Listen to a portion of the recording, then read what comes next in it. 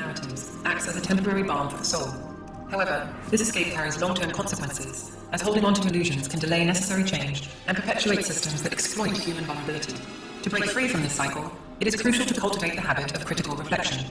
Question the veracity of comforting narratives and examine whether the solutions offered truly match reality. Ask yourself, does the answer they offer really solve the problem, or does it merely soothe my fears? Such questioning creates space where doubt becomes a tool for liberation, rather than a threat to your sense of security. By acknowledging our natural tendency to prefer comforting illusions, you can gradually work toward leaders and advertisements that stir up strong feelings. Ask yourself, am I being swept along by an emotional tide designed to steer me away from the facts? Although uncomfortable, this questioning paves the way to inner freedom. Being aware of how collective emotion operates helps you avoid automatic contagion. Instead of diving headfirst into the group's energy, you can recognize that behind powerful speeches, there may lie darker.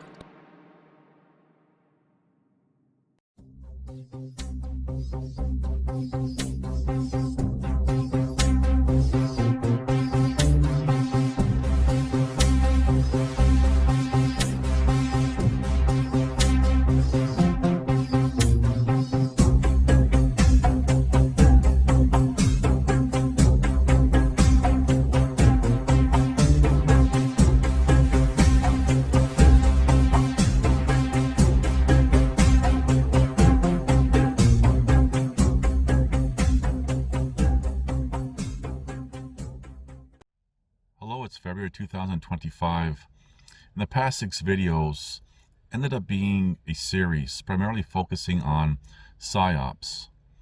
And not only did I show examples of PSYOPs, but also showed, for example, the elements that actually make up true PSYOPs, because many people throw around the word PSYOP all willy-nilly, not really understanding what it is. And some of the examples I even break down to show details of different movements and so forth as PSYOPs. Then I break it down even further, showing what real injustice looks like, tyranny. Now this video is going to be focusing on how did we get here, where we have, for example, governments or governing bodies imposing tyrannies, not just in your country, but all around the world. And I'm going to start off by saying it's because of you, the people, the commoners, that have allowed this. Now, the latest example that I'm going to use has to do with, dare I say, ostriches and saving the lives of some 400 of them. Another distraction of what's going on in the world today, primarily here in Canada. Now, I'm not stating or implying that these birds should be taken from life because of some whim of some individuals in the governing body saying this has to be done based on an alleged test that,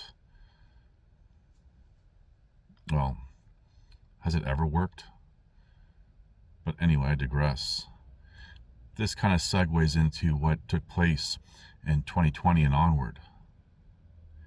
But I will highlight something here, how the people who were involved in the protest of rubber are getting involved in that as well now for some reason. Perhaps maybe this time they might actually accomplish something. Who knows? This is not about them. I really want to focus on how we got here today.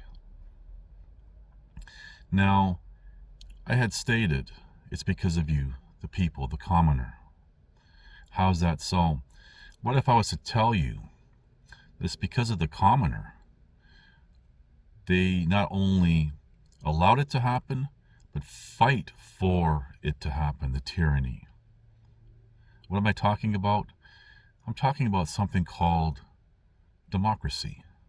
Now, I've talked about this for the past decade, dedicated videos to this, and discussed the difference between that and other forms of government and what democracy really is. But this is what people, even the most conservative types, will argue for: democracy. Now think about democracy for a second.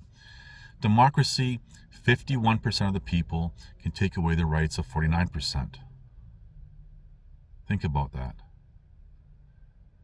Now, people think that their vote really matters. So, regardless if it does or doesn't, the issue here now is the perceived leader, voted in leader,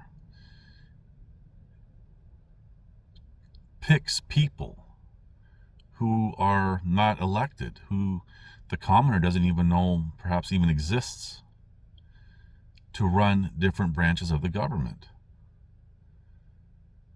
And doesn't matter what profession, I've highlighted this as well, in the world, in society, they're taken from the human gene pool. And if most of the human gene pool is corrupted, for example, lacking critical thinking skills and extensive knowledge base, and cannot separate their emotions when making conclusions, and these people reflect in any profession, for example, governing bodies, there's a big problem.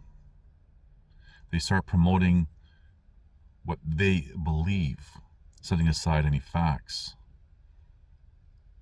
But everything that's going on in the world today with injustice and tyranny is because of the people, because people talk about democracy, not understanding what it is. People got what they want, don't like it, now are complaining, and don't understand whatever is going on. And that's the real issue here. Now, I've highlighted in older videos what democracy is, and linking that to capitalism and everything else, and how all levels of government are corporations and whatnot. Go see those videos. But people fail to understand something, that a government was only supposed to ever have limited power and was to focus on the infrastructure only of society, and corporations was the means to contract with a government by, for example, a commoner, to create part of or maintain part of an infrastructure, and corporations were to have a very limited lifespan as a descriptive. Somewhere along the way, corporations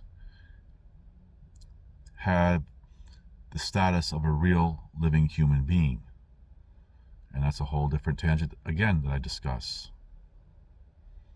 But how does this tie into the people creating the tyranny by, say, for example, wanting democracy? Again, real or perceived, the perceived elected leaders are in play, and they select who they want, that the people have no control over. These people make decisions. For example, with these birds, these 400 birds that were supposed to be taken from life for really no reason, some imaginary thing, we'll call it. And here we have injustice and tyranny. Now, what's the alternative? Okay, I'll highlight that, because now some of you are thinking, well, what's the alternative? When you look at a republic, 99% of the people cannot take away the rights of 1%. Now you might be asking, well, how is that possible? Because in a republic, the government is very limited. Small government, very limited. And its rest is left up to the people to create harmony and everything else. But people surrender their freedom for democracy, and democracy sold as a form of government of freedom. Really, democracy is, as a descriptive, liberalism, where a republic is, as a descriptive, more of a conservative approach. And the fundamental difference between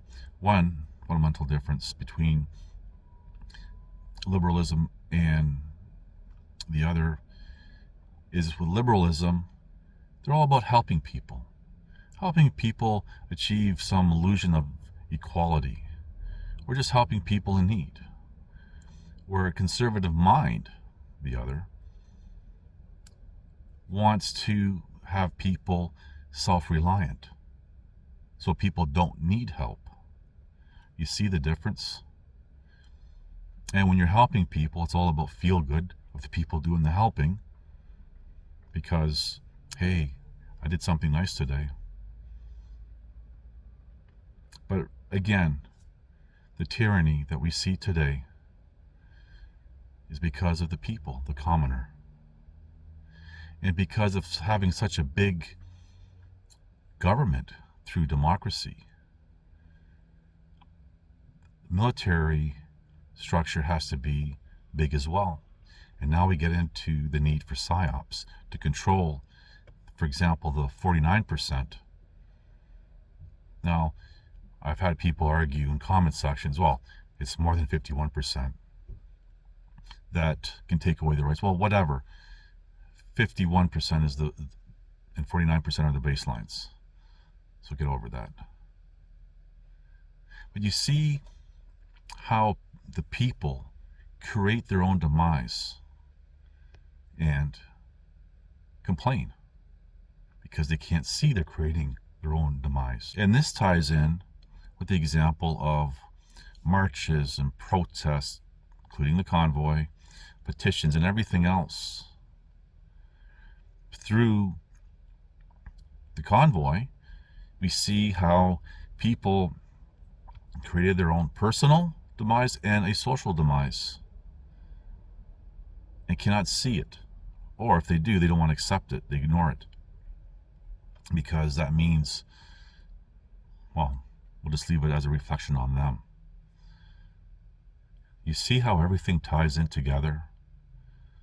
The people, the commoner, has created the world that we live in.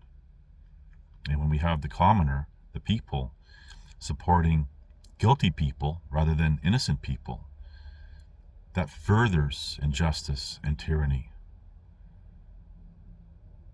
But the commoner doesn't want to accept that. They don't care. In fact, the commoner doesn't care about much until it impacts them, real or perceived. Anyway, just things to think about.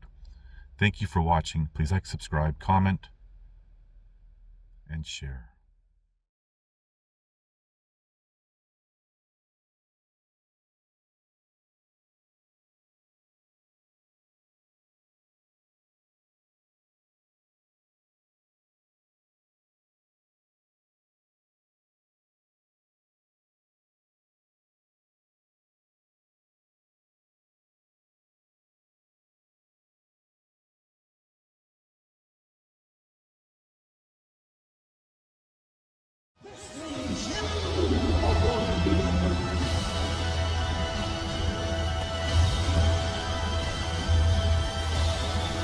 Listen to this and write it down if you can't remember it. You're never going to outgrow warfare. You simply must learn to fight. I hear people saying to me, oh, when is it going to get easier? When you die.